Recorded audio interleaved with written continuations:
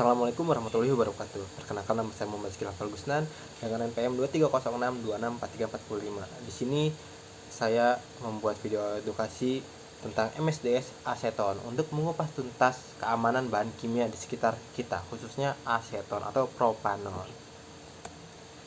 Oke, sebenarnya aseton itu apa sih? Nah, aseton atau propanon ini adalah cairan yang sangat umum digunakan di laboratorium sebagai pelarut polar aprotik dan dalam kehidupan sehari-hari biasanya digunakan sebagai penghapus cat kuku. Nah, aseton ini sendiri memiliki ciri khas fisiknya sendiri, seperti cairannya tidak berwarna, mudah menguap, dan memiliki bau khas seperti manis ataupun tajam. Juga ini sangat mudah terbakar aseton ini. Oleh karena itu dia nggak bisa dibuang sembarangan karena dia sifatnya sangat mudah terbakar. Emang aseton tuh fungsinya apa sih? Nah, di laboratorium aseton ini sangat berfungsi. Dia overpower lah di laboratorium sebagai pelarut serbaguna untuk berbagai senyawa organik.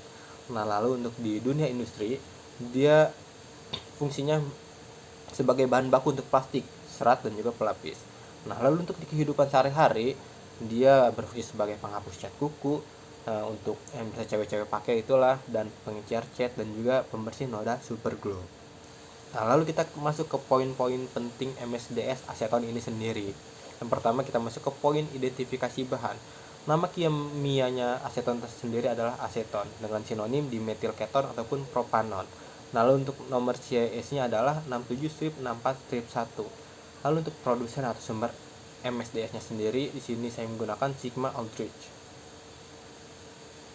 Bahaya dan label GHS-nya itu sendiri apa sih? Nah, yang pertama adalah pernyataan bahaya atau age statement utama. Yang pertama adalah H225, cairan dan uap sangat mudah terbakar. Lalu untuk H319, yaitu menyebabkan iritasi mata serius. Lalu yang ketiga adalah H336, yaitu dapat menyebabkan kantuk ataupun pusing. Lalu untuk piktogram GHS yang diperlukan, yang pertama adalah api atau flame. Ini untuk menunjukkan sifat mudah terbakar. Lalu ada tanda seru atau exclamation mark, yaitu untuk menunjukkan sifat iritasi mata, iritasi kulit, dan bahaya bagi sistem saraf atau CNS depression. Lalu kata sinyalnya atau signal word-nya sendiri adalah termasuk kategori bahaya atau danger.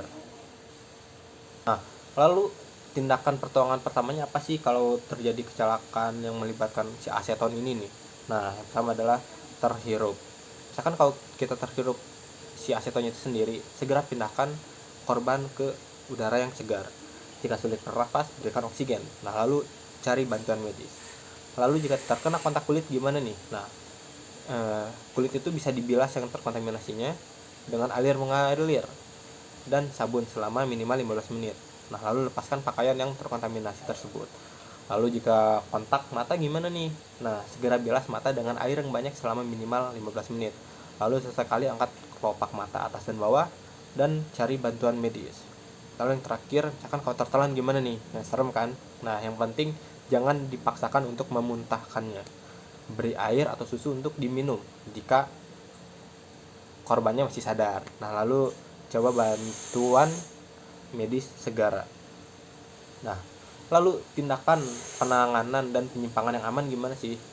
Nah, untuk penanganannya sendiri atau handling, pertama adalah gunakan di area yang berventilasi, baik atau di bawah home hood atau untuk lab. Nah, lalu jauhkan dari sumber api, panas, percikan, dan permukaan panas. Nah, karena sifat aseton itu sendiri kan tadi mudah terbakar ya. Nah, lalu kenakan alat pelindung diri atau APD yang sesuai. Nah, seperti kacamata keselamatan, sarung tangan pelindung. Di sini nitril direkomendasikan. Nah, lalu hindari menghirup uap dan kontak dengan kulit atau mata. Nah, lalu untuk penyimpanannya atau storage yang aman gimana sih? Nah, yang pertama adalah simpan dalam wadah tertutup rapat di tempat yang sejuk dan berventilasi baik. Lalu simpan terpisah dari bahan pengoksidasi kuat.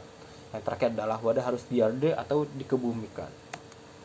Lalu informasi pembuangan limbah gimana nih? Kan pasti kita udah dipakai dibuang gitu ya. Nah, untuk limbah yang skala kecil atau skala rumah tangga, misalkan kayak tadi penghapus cat kuku bekas atau kapas, nah limbah tersebut harus diuapkan di area terbuka atau dibuang bersama sampah rumah tangga dengan hati-hati. Nah, karena mudah terbakar. Yang penting jangan dibuang ke saluran air. Nah, lalu misalkan kalau limbahnya skala laboratorium atau industri gimana sih? Nah, yang penting harus dikumpulkan sebagai limbah pelarut organik non halogenasi yang mudah terbakar. Nah, lalu dikelola oleh pihak berwenang sesuai peraturan limbah B3 yang berlaku. Nah, lalu langkah penanganan tumpahan atau insidennya itu sendiri gimana? Misalkan kalau terjadi tumpahan kecil, yang pertama adalah matikan semua sumber penyulutan seperti listrik maupun api. Lalu serap tumpahan dengan bahan penyerap inert seperti pasir, vermiculite, dan bumi di atom. Lalu kumpulkan dalam wadah yang sesuai untuk dibuang sebagai limbah B3. Yang terakhir adalah ventilasi area. Lalu misalkan kalau tumpahannya besar gimana? Yang pertama adalah evakuasi personel yang tidak penting. Lalu panggil tim darurat ataupun kebakaran. Lalu gunakan APD yang lengkap termasuk alat bantu pernapasan atau SCBA jika konsentrasi uapnya tinggi. Lalu yang terakhir adalah bendung tumpahan untuk mencegah penyebaran ke saluran air. Nah, mungkin itu saja yang bisa saya sampaikan. Mohon maaf apabila banyak kekurangan ataupun salah kata.